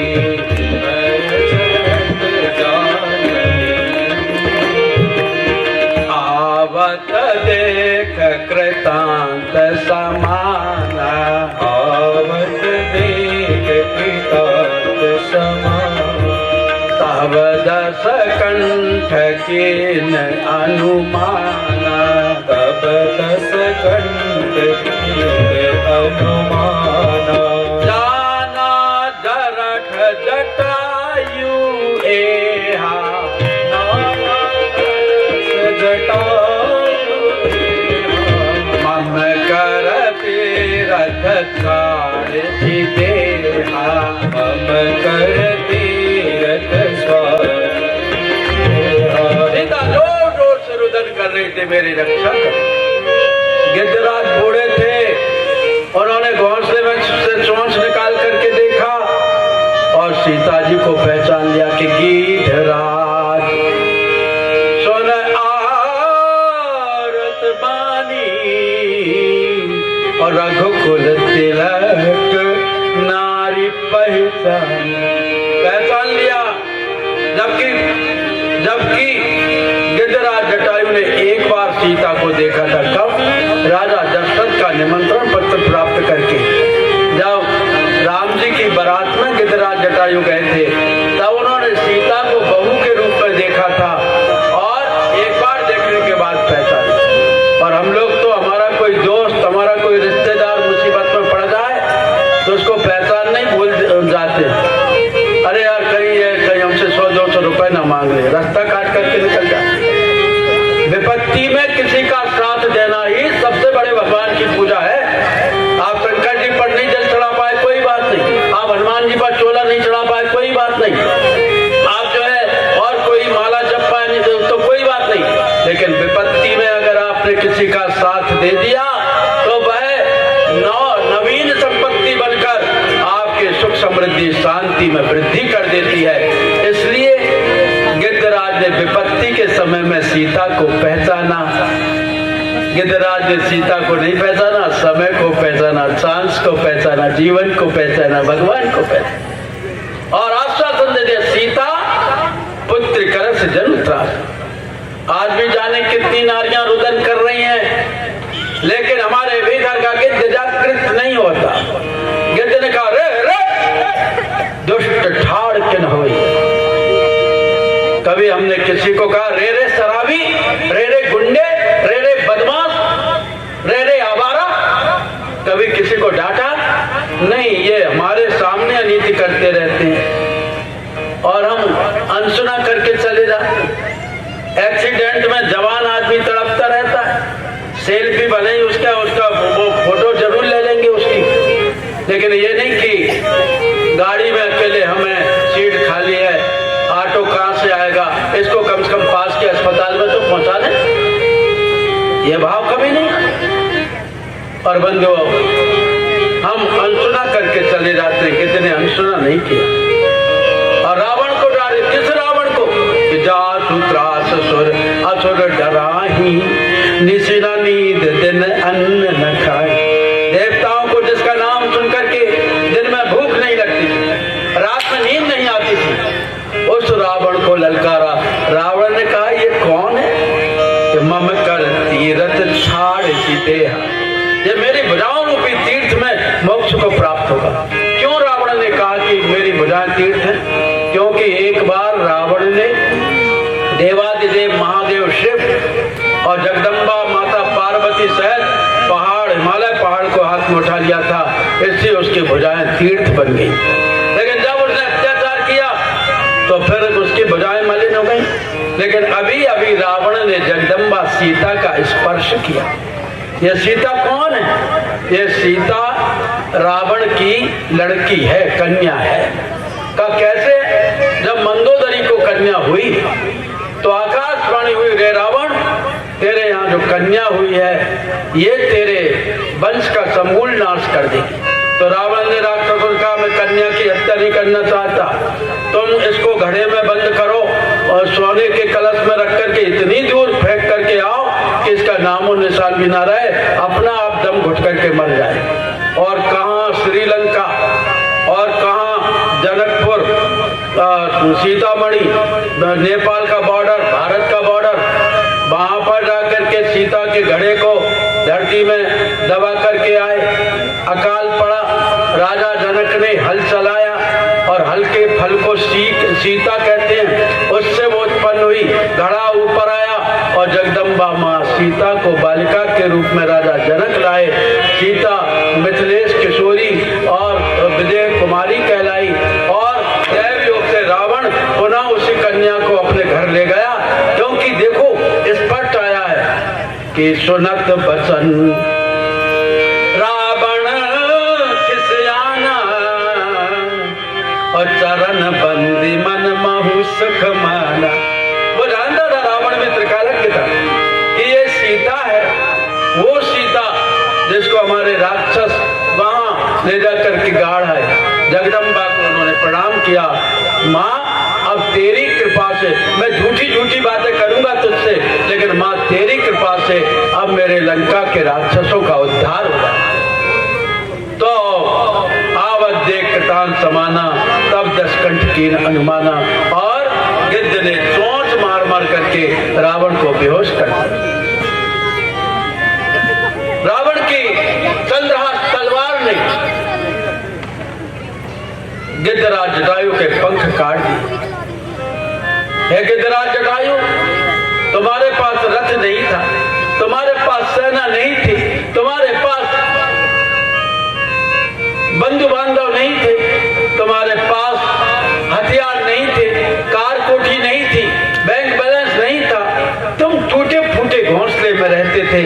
लेकिन तुमने समय को पहचाना ना, तुमने भगवान को पहचाना ना, तुमने अपने जीवन को खाली नहीं जाने दिया ना, तुमने रावण से चुनौती मोल ली ना, और परिणाम ये हुआ कि चंद्रहास तलवार ने तुम्हारे पंखों को काट दिया। लेकिन तुमको कितना बड़ा आनंद मिला। जो भगवान श्री राम अपने पिता के अंतिम दर्शन नहीं कर सके, जो भगवान श्री राम अपने पिता की अर्थी में कंधा नहीं दे सके, जो भगवान श्री राम अपने पिता की चिता में अग्नि संस्कार नहीं कर सके, जो भगवान श्री राम अपने पिता की तेरही नहीं कर सके, जो भगवान श्री राम अपने पिता का श्राद्ध तर्पण नहीं कर सके, उन भगवान श्री राम ने आपको अपने कर कमलों में उठाया था, अपनी गोद में लिटाया था, अपनी जटाओं से तुम्हारी मलम पट्टी की थी और अपने हाथों से चंदन की चिता बनाकर तुम्हारी देह को अग्नि में विसर्जित कर दिया था। सारी दुनिया के लोग कहने लगे कि भाई बड़भागी तो बहुत सारे लोग हैं, लेकिन गिद्ध जटायु के समान कोई बड़भागी नहीं। क्यों?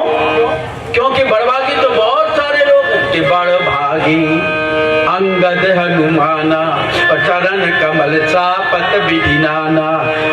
हनुमान सम नहीं बड़ भागी और नहीं को राम चरण अनुरागी। हम सब सेवक अति बड़ भागी और संतत सगुन ब्रह्म अनुरागी। बड़ भागी बन अवध अभागी जो रघुवंश तिलक तुम त्यागी। सुन जननी सोई सुत बड़ भागी जो पितु मात बचन अनुरागी। जो पितु मात बचन अनुरागी सोई गुणज्ञ सोई बड़ भागी जो रघुवीर चरण अनुरागी। बड़ भागी तो बहुत सारे लोग हैं लेकिन अंगद को कहना पड़ा। कहे अंगद विचार मन माही। कहे अंगद विचार मन माही। धन्य जटायु सम को नाही। जटायु सम को नाही। राम काज कारण तनु त्यागी। राम काज कारण तनु त्यागी। हरिपुर गए वो परम बड़ भागी। हरिपुर गए वो परम बड़ भागी। ईद अधम अति आमिष भोगी। ईद आमिष भोगी। गति पाई जो जासत जोगी।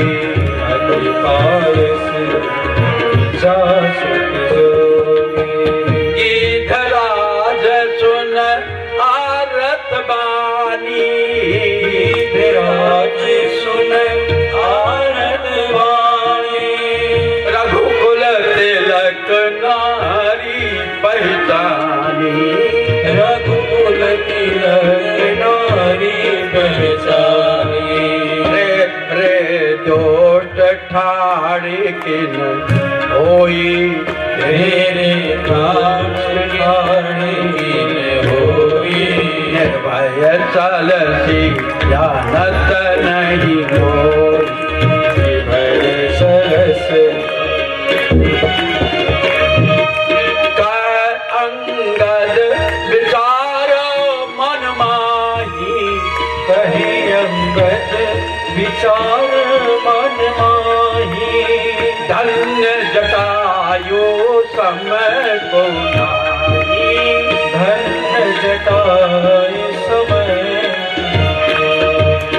राम काज कारण तनु त्यागी। राम काज कारण तनु त्यागी।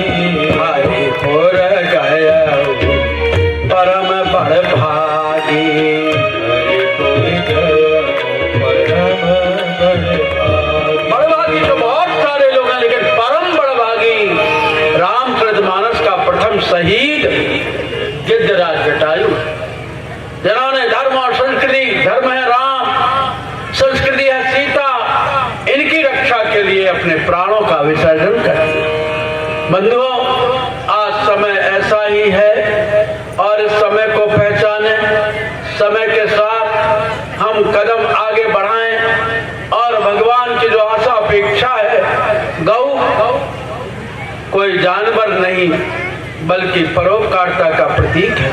गंगा कोई पानी नहीं बल्कि पवित्रता का प्रवाह है। गीता कोई पुस्तक नहीं बल्कि आध्यात्मिक जीवन की मार्गदर्शिका है। गुरु कोई व्यक्ति नहीं बल्कि हमारे उच्च जीवन बनाने का मार्गदर्शक है। और गायत्री कोई मूर्ति नहीं, प्रतिमा नहीं बल्कि गायत्री हमारे अंदर की प्राण चेतना है। ऐसे गौ, गंगा, गीता, गायत्री, गुरु के पंच को हम अपने जीवन में धारण करें क्योंकि पांच से ही हमारा जीवन चल रहा है। आप जानते हैं हमारे अंदर पंच तत्व हैं। स्थिति जल पावक गगन समीरा। पंच रचित है अधम शरीरा।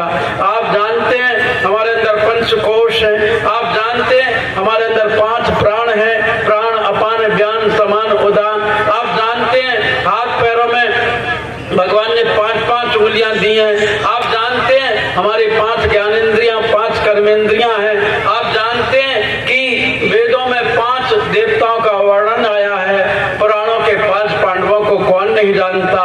गुरु गोविंद सिंह ने 5 प्यारे बनाए थे। महावीर स्वामी ने 5 अणुव्रत चलाए थे। गौतम बुद्ध ने 5 शील बनाए थे। 5 का कितना अधिक महत्व है। पंचामृत पिया जाता है, 5 गव्य लिया जाता है, 5 को परमेश्वर कहा गया है। न्याय देने के लिए पंचायत बनती है, सरकार बनाती है, 5 वर्षीय योजना बनाती है, और चुनाव भी होते हैं अक्सर तो 5 वर्षों के लिए होते हैं। इसी प्रकार हम गौ, गंगा, गीता, गायत्री, गुरु को अपने जीवन में धारण करेंगे तो समय को पहचान पाएंगे। मनुष्य में देवत्व का उदय, धरती पर स्वर्ग की स्थापना होगी। साधना, स्वाध्याय, संयम, सेवा के द्वारा हम अपने जीवन को उच्च बनाने का प्रयत्न करेंगे। और बंधुओं, जीवन में यदि हमने गायत्री को सद्बुद्धि के रूप में, यज्ञ को सत्कर्म के रूप में धारण कर लिया तो आज का दीप यज्ञ सफल सार्थक सिद्ध होगा। इस भावना के साथ में मैंने दीप यज्ञ की प्रेरणाएं आपको दे दी थी। अब दीप यज्ञ प्रारंभ करेंगे। उसके पूर्व हमारे बहुत ही आदरणीय श्री हीरालाल जैन भाई साहब आए हैं, सपत्नी के ऊपर आए, उनको तिलक करेंगे, दुपट्टा उड़ाएंगे, माला और साहित्य भेंट करेंगे। इसके बाद में हमारा एक क्रम प्रारंभ होगा। तो आइए, आपको सादर आमंत्रण है कि आप इतनी दूर से, मोहाली से ढूंढते ढूंढते बहुत कष्ट हुआ और यहाँ तक आप आए, तो आपको मैं अभिनंदन करता हूँ और मंच से आपको शुभकामनाएं व्यक्त करता हूँ। तब तक एक छोटा सा गीत आप दीप यज्ञ पर।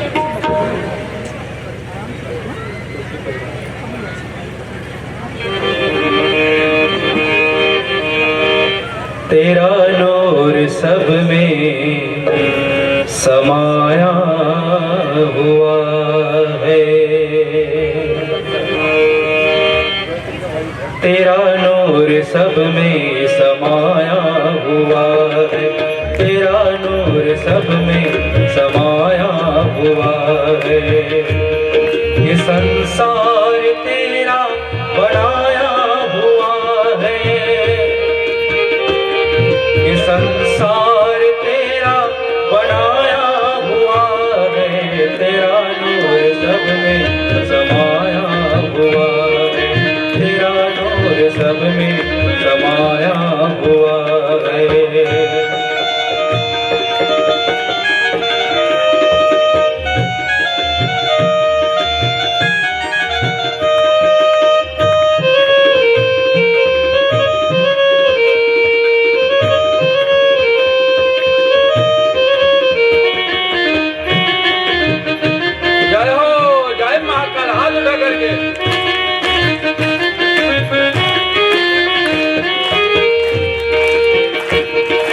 चमकते हैं दुनिया में जो चांद तारे,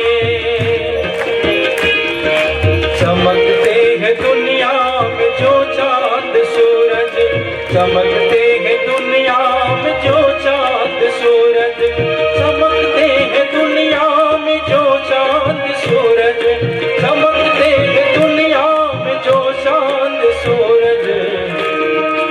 उजाला उजाला वो तुझसे पाया हुआ है, उजाला वो तुझसे पाया हुआ है। ये संसार तेरा बनाया हुआ है, ये संसार तेरा बनाया हुआ है, तेरा नूर सब में समाया हुआ है, तेरा नूर सब में समाया हुआ है, तेरा नूर सब में समाया। आइए, अब दीप यज्ञ की ओर हम बढ़ते हैं। हमारे गायत्री परिवार के स्वयं सेवक जहाँ जहाँ हों, जलपात्र लेकर के सभी का अभिषेचन करें और सभी के ऊपर आप भावना करेंगे कि आज चतुर्दशी पूर्णिमा का आगमन हो रहा है। और कल का मैं आपको फिर ध्यान दिला दूं कि कल सूतक लगने के कारण यज्ञ 7 बजे से 10 बजे के बीच में समाप्त हो जाएगा। आप लोगों को जिनको भी यज्ञ करना है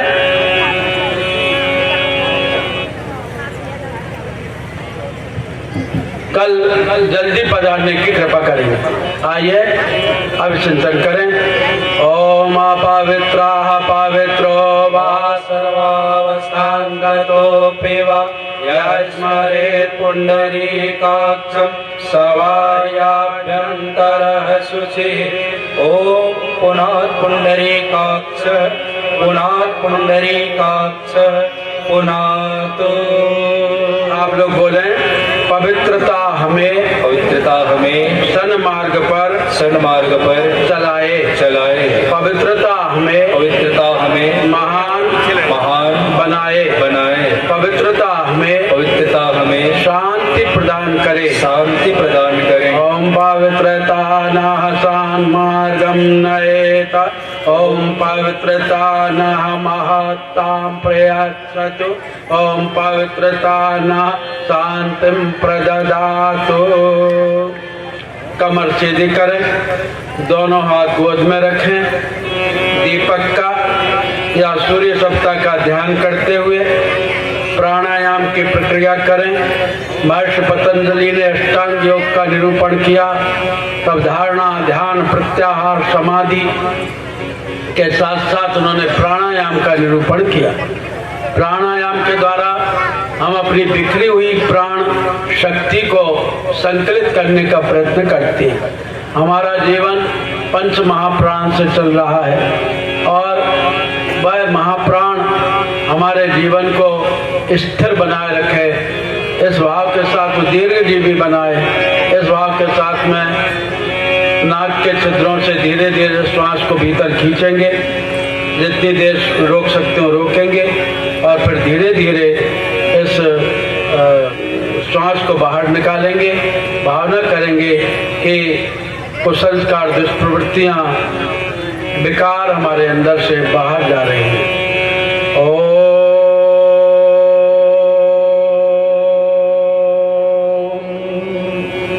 विश्वानि देव सविता दुरितानि परशुव यद्भद्रं तन्नयाशुभ।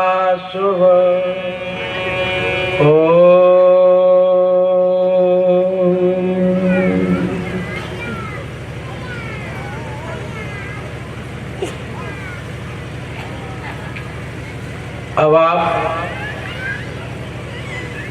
तिलक धारण करेंगे और आज तिलक रोली का नहीं बल्कि तिलक मिट्टी का धारण करेंगे। देश की मिट्टी प्यारी हमको, देश की मिट्टी प्यारी, चाहे जितना भी गरीब हो, मिट्टी का अधिकारी। इस भाव के साथ में आप अनाम का उंगली में मिट्टी लें। हम लगाए नहीं। हम जब छोटे थे, तीसरी चौथी कक्षा में पढ़ते थे, तो एक गीत पुराने जमाने में चलता था, आओ बच्चों तुम्हें दिखाएं झांकी हिंदुस्तान की। आओ बच्चों तुम्हें दिखाएं झांकी हिंदुस्तान की। इस मिट्टी से तिलक करो, ये मिट्टी है बलिदान की। इस मिट्टी से तिलक करो, ये मिट्टी है बलिदान की। आओ बच्चों तुम्हें दिखाएं झांकी हिंदुस्तान की। आओ बच्चे तुम्हें दिखाएं झांकी हिंदुस्तान की। इस मिट्टी से तिलक करो, ये मिट्टी है बलिदान की। इस मिट्टी से तिलक करो, ये मिट्टी है बलिदान की। वंदे मातरम, वंदे मातरम, बोलिए वंदे मातरम, वंदे मातरम, वंदे मातरम, वंदे मातरम, वंदे मातरम, वंदे मातरम। जय गौशाला की पवित्र मिट्टी गौ विचरण करती है। यहाँ यज्ञशाला बनी हुई है 108 कुंडों की, और ऐसी पवित्र मिट्टी में जहाँ सब श्रद्धा पूर्वक 33 कोटि देवताओं का पूजन कर चुके। इसको अपने नाम का उंगली में लें और पहले सूत्र बोले, फिर हम मंत्र बोलेंगे, तब माथे पर लगाएंगे। बोलिए ओम मस्तिष्कम मस्तिष्कम शांति शांतं भूयात् शांतं भूयात्। ओम अनुचितः ओम अनुचितः आवेशः आवेशः मा भूयात् मा भूयात्। ओम शीर्षम ओम शीर्षम उन्नतं भूयात् उन्नतं भूयात्। ओम विवेकः ओम विवेकः स्थरे भूयात् स्थिरे भूयात्। अब लगाएं बीचों बीच माथे पर मिट्टी को। ओम चंदनस्तमत्पुल्यम पवित्रं पापनाशनम् आपदामहर्ते नित्यं लक्ष्मीस्तिष्ठति सर्वदा। अब संकल्प सूत्र धारण करते हैं। संकल्प का मतलब है जिसके आगे कोई विकल्प नहीं, कुछ भी नहीं असंभव होता। जब संकल्प किए जाते हैं, संकल्पों को जब साहस के सुदृढ़ चरण दिए जाते हैं, इंसानों की क्या बिसातरे रुख तूफान बदल सकता है। बदला जाए दृष्टिकोण तो फिर इंसान बदल सकता है। इस भाव के साथ में संकल्प लिए जाते हैं। 3 बार कलावा लपेटते हैं ना, तो उसका सुबह आपने कलावा बांधा था, आज नहीं बांधना है अभी, तो इसका क्या मतलब हुआ। 3 चीजों को हम ध्यान रखें। माता पिता गुरु की सेवा करें, इनका अपमान ना करें। देवी देवता और राष्ट्र का सम्मान करें, इनका अपमान ना करें। सरस्वती को विद्या के रूप में, लक्ष्मी को समृद्धि के रूप में और दुर्गा को शक्ति के रूप में बढ़ाने का प्रयत्न करें। इसमें कंजूसी ना करें। और साथ में 3 ही क्यों? क्योंकि 3 का अपने जीवन में बड़ा महत्व होता है। अगर आपको मकान बनाना हो तो तीनों चीज़ों की ज़रूरत पड़ती है। प्लाट भी हो, मकान बनाने का मटेरियल भी हो और मकान बनाने वाला कारीगर भी हो, नहीं तो मकान बनेगा नहीं। यदि आपको खेती करना तो तीनों चीज़ें होना जरूरी है। खेत भी हो, खेत में बोने के लिए बीज भी हो और खेती करने वाला किसान भी हो जो खाद पानी का इंतजाम कर सके, नहीं तो खेती होगी नहीं। यदि आपको कार चलाना है तो तीनों चीज़ें होना जरूरी है। कार भी हो, कार में ऑयल भी हो और कार चलाने वाला ड्राइवर भी हो, नहीं तो कंपनी से निकली हुई नई कार भी चलेगी नहीं। तीनों चीज़ें होना जरूरी है। पति पत्नी बच्चों से गृहस्थी बनती है तीनों। सत रज तम 3 हमारे अंदर गुण है। गंगा यमुना सरस्वती 3 हमारे अंदर, हमारे देश में नदियां बहती हैं विशेषकर। 3 ब्रह्मा विष्णु महेश 3 देवता हैं। सृजन पालन संगार 3 स्थितियां हैं। जागृत सुषुप्त तुरीय तीनों अवस्थाएं। 3 के बिना दुनिया का कोई काम नहीं चलता। इसी प्रकार आप 3 संकल्प लेकर के जाएं। उपासना, साधना, आराधना। उपासना का मतलब उप मतलब पास में, आसना का मतलब बैठना। भगवान के पास में जाकर के बैठे। 1 माला, 2 माला, 3 माला, जब जितना समय हो गायत्री मंत्र का जप करें, या आपका जो मंत्र हो। हमारे मंत्रों से कोई लड़ाई नहीं। लड़ाई तो हमने आपने पैदा कर ली। भगवानों में, देवी देवताओं में कहीं कोई लड़ाई नहीं हुई आज तक। आप भगवान के पास में जाकर के बैठे। अरे एक पत्नी अपने पति का वरण कर लेती है तो वह पत्नी पति के अधिकारों की अधिकारिणी बन जाती है। एक सेठ की पत्नी सेठानी कहलाने लगती है, चाहे हिसाब किताब रोकड़ बोकड़ कुछ नहीं जानती। एक मास्टर की पत्नी मास्टरनी कहलाने लगती है, चाहे बिल्कुल अंगूठा छाप हो। एक पंडित की पत्नी पंडितानी कहलाने लगती है, चाहे वो ज्योतिष फोतिष पत्रा पोता कुछ नहीं जानती। एक थानेदार की पत्नी थानेदारनी कहलाने लगती है, चाहे उसको डंडा भी हाथ में नहीं लेना आता हो। एक वकील की पत्नी वकालन कहलाने लगती है, चाहे उसे कानून कायदे की कोई कानून कायदे की कोई भी पुस्तक। आपकी पत्नी तो पढ़ी लिखी है। तो इसी प्रकार जब हम भगवान के पास में जाकर के बैठते हैं तो उसका मतलब ये है कि भगवान की भक्ति हमारे अंदर आती है। और भक्ति यदि आ जाए तो भक्ति के विषय में तो क्या कहा गया है आप जानते हैं ना। अगर बहुत बढ़िया डाइनिंग टेबल सजा हुआ हो, कांच का, 12 चमकीली कुर्सियां भी रखी हो और बढ़िया गर्मा गर्म आप नाश्ता लगा दें टेबल पर, और नमकीन सारे आइटम हो, कोई मीठा नहीं, सब नमकीन। समोसा हो, कचौड़ी हो, दही बड़ा हो, पकौड़ी हो, मंगोड़ी हो, उपमा हो, पोहा हो, नमकीन हो, सेव हो, और क्या क्या होता है आप पिला दे कुछ नहीं हो। तो ये जो इतनी आइटम रखे हो, पापड़ हो, सब कुछ हो, लेकिन उसमें डालने वाला सारे मसाले डाल दे और नमक डालना भूल जाए तो सारे आइटमों का मजा किरकिरा हो जाता। तो भगते बिना सब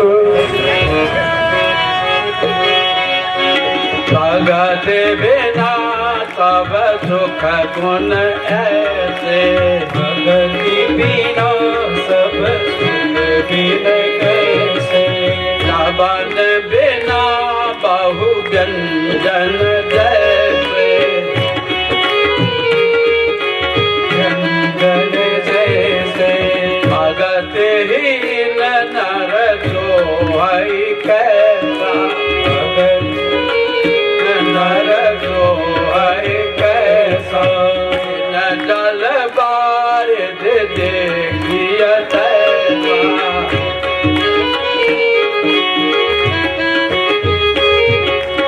भगति स्वतंत्र सकल गुण खानी, सकल बिन हरि भगत न पावै प्राणी, बिन हरि भगत। बंधु भक्त, आप पढ़े लिखे हो, डॉक्टर हो, इंजीनियर हो, वकील हो, प्रोफेसर हो, उद्योगपति हो, सेठ हो, अमीर हो, गरीब हो, कुछ भी हो, वकील हो, इंजीनियर हो, कुछ भी हो, डॉक्टर हो, लेकिन भक्ति नहीं है तो सारी डिग्रियां बेकार। इसलिए 5 मिनट, 10 मिनट, 15 मिनट आप भगवान के सामने जरूर है। और जब भी कभी आप यात्रा में जाओ, ऑफिस जाओ, तो भगवान के जो स्थान आपने बनाया हो उसको प्रणाम करके जाओ और कह के आओ कि आकर के मैं आपको प्रणाम करूंगा। तो फिर सारी जिम्मेदारी भगवान की है, फिर भगवान आपका संरक्षण करेंगे, क्योंकि आपने भगवान से वादा किया है कि मैं आकर के पुनः आपको प्रणाम करूंगा। इसका मतलब भगवान की जिम्मेदारी हो जाती है। इसलिए उपासना भगवान के पास में जाकर के बैठे। और साधना, साधना का मतलब है अपने आप को साधे। साधना ना नकारात्मक शब्द है, लेकिन जब ना को जोड़ दे करके बोला जाता है तो सकारात्मक बन जाता है। खाओ ना, इसका मतलब मत खाओ नहीं बल्कि खाओ। अरे चलो ना, इसका मतलब मत चलो नहीं बल्कि चलो। सद्गुरु बिना किसी को सद्ज्ञान कब मिला है, सद्गुरु बिना किसी को सद्ज्ञान कब मिला है। गुरु से ही शिष्य मन का, गुरु से ही शिष्य मन का श्रद्धा सुमन खिला है। सद्गुरु बिना किसी को सद्ज्ञान कब मिला है, सद्गुरु बिना किसी